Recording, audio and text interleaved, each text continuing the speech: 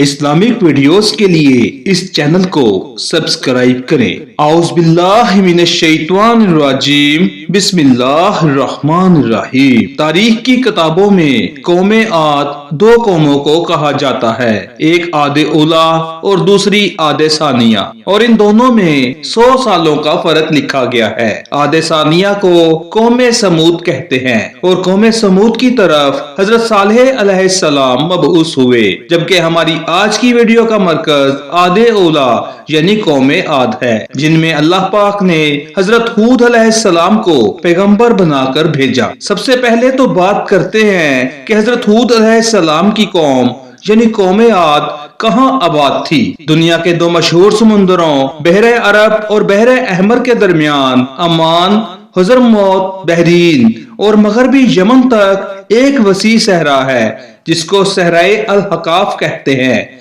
तारीखी हवालों में अल हकाफ ही कौमे आद का मसक्कन बताया गया। कभी ये इलाका बहुत शानो शौकत और सरसब्ज शादाब हुआ करता था, लेकिन अब ऐसा सहरा बन चुका है कि बड़े से बड़ा मुहिम भी कदम रखने से डरता है। इस वक्त मौत की इस वहशतनाक वादी में कदम रखना खुदकुशी के मुतरादिफ है। खुश्क रेत के ऐसे बुलंदो बाला टेले हैं कि अगर कोई चीज इनमें गिर जाए तो वो लम्हों में गर्क हो जाए।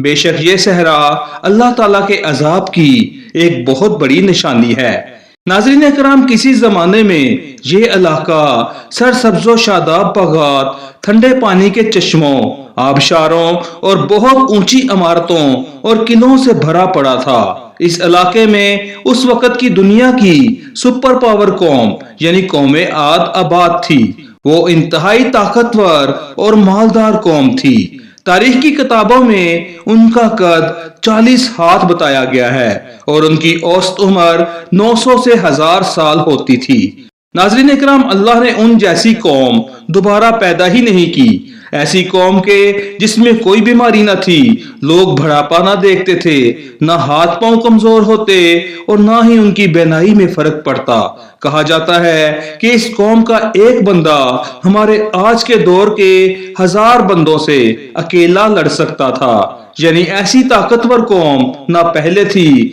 और ना ही बाद में पैदा की गई। कौमे आद की ताकत एक नुमाया खूबी ये थी कि अगर कोई मर्द औरत के साथ एक दफा हम बिस्तरी कर लेता तो वो औरत एक ही बार में हामिला हो जाती। इसी खूबी की वजह से वो कौम बहुत फैल गई। अल्लाह ताला कुरान पाक में फरमाता है, इन जैसी कोई कौम और मुल्कों में पैदा नहीं की गई। हूद अलैहिस्सलाम को याद करो जबकि उसने अपनी कौम को अहकाफ में डराया। इस आयत में कौमे आद के मसक्कन अहकाफ की भी तस्दीक होती है। कौमे आद में 13 कबीले थे।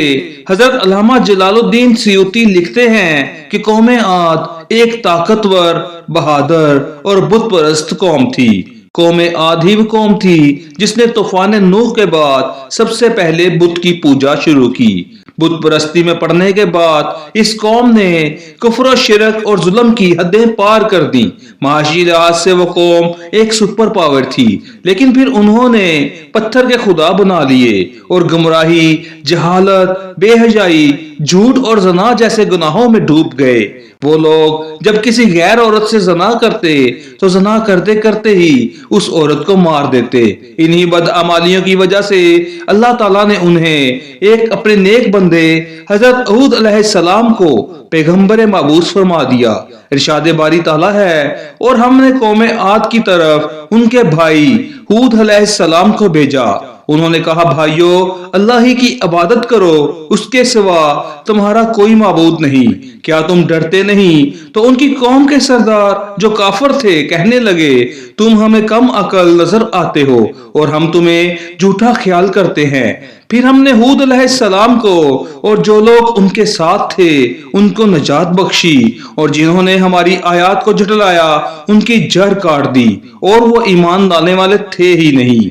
नाज़रीन इकराम, हजरत हूद अलैहिस्सलाम मुसलसल 50 साल तक अपनी कौम को वाज़ो नसीहत करते रहे, लेकिन उनकी कौम जहालत में ऐसी डूबी कि वो अपने पैगंबर की बातों पर कान तक न धरते थे। कौमे आद के 2 कबाइल कलमान और खलजान ऐसे थे कि जिनके पास पूरी कौम की सरदारी और हुक्मरानी थी। جب حضرت ہود علیہ السلام مبعوث ہوئے تو کلمان قبیلے نے آپ کی مخالفت کی، لیکن قبیلہ خلجان حضرت ہود علیہ السلام کی دعوت حق پر لبیک کہتے ہوئے ایمان لے آیا، اور اس طرح حضرت ہود علیہ السلام کی طاقت میں اضافہ ہو گیا، اور لوگ جو آپ کی جان کے دشمن تھے وہ سب قبیلہ خلجان کی وجہ سے حضرت ہود علیہ السلام سے دور ہو گئے۔ اس قبیلے کے علاوہ کوئی بھی حضرت ہود علیہ السلام پر ایمان نہ لایا، بلکہ وہ سب قوم حضرت ہود علیہ السلام کو جھوٹا کہہ کر پکارتے تھے، جسے قرآن پاک میں یوں بیان کیا گیا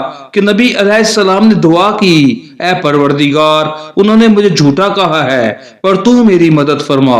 اللہ نے اپنے نبی علیہ السلام کی فریاد کے جواب میں فرمایا، اے نبی یہ بہت جلد اپنے کیے پر پچھتانے لگیں گے۔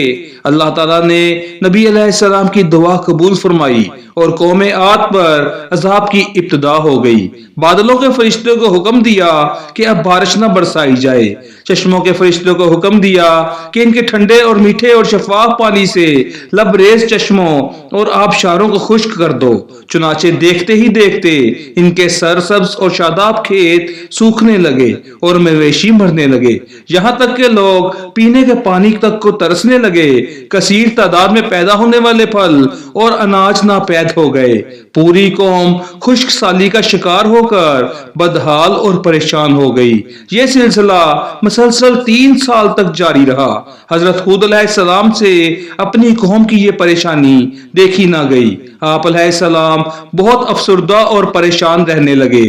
پھر ایک دن انہوں نے اپنی قوم سے فرمایا، اے میری قوم کے لوگوں، تم اپنے پالنے والے سے بخشش مانگو، اس کے آگے توبہ استغفار کرو، وہ تم پر آسمان سے موسلا دھار بارش برسائے گا اور تمہاری طاقت اور قوت میں اضافہ فرمائے گا، اور دیکھو گناہگار بن کر روگردانی نہ کرو۔ حضرت ہود علیہ السلام سے پھر ان کی قوم کہنے لگی، اے ہود علیہ السلام تم ہمارے پاس کوئی دلیل تو لائے نہیں، اور ہم صرف تمہارے کہنے سے نہ اپنے معبودوں کو چھوڑنے والے ہیں اور نہ تم پر ایمان لانے والے، بلکہ ہم تو یہ سمجھتے ہیں کہ ہمارے کسی معبود نے تمہیں اسیب زدہ نہ کر دیا ہو۔ عذاب الہی کے ابتدائی مراحل ہی میں خشک سالی نے قوم عاد کی حالت بدتر کر دی، چنانچہ ان کے سرداروں اور دانشوروں نے اس سے نجات پانے کے لیے مختلف تدابیر پر غور و خوض شروع کر دیا۔ دوستو قابل ذکر بات یہ ہے کہ پہلے والی قوموں میں مشہور تھا کہ جب بھی کوئی مشکل کسی قوم پر آتی ہے تو وہ بیت اللہ شریف کا رخ کرتا تھا، جس سے ان پر سے وباؤں کا خاتمہ ہو جاتا۔ قوم عاد کے بزرگوں نے بھی فیصلہ کیا کہ بیت اللہ جایا جائے، چنانچہ 90 افراد پر مشتمل ایک وفد حجاز مقدس کی طرف روانہ ہوا۔ مکہ مکرمہ میں اس وقت قوم عمالقہ کی حکومت تھی اور ان کا سردار جرار بن طارق تھا۔ کہا جاتا ہے کہ جرار بن طارق کی بیوی قوم عاد میں سے تھی، اس لیے جیسے ہی قوم عاد کا وفد مکہ شریف پہنچا تو جرار اور اس کی بیوی نے ان کی بہت خدمت کی اور شراب و شباب کی محافل کا انعقاد کیا گیا۔ حضرت امام طبری لکھتے ہیں کہ تقریباً 1 ماہ تک وہ وفد اپنے مقصد سے غافل ہو کر رقص و سرور کی محفلوں میں مشغول رہا۔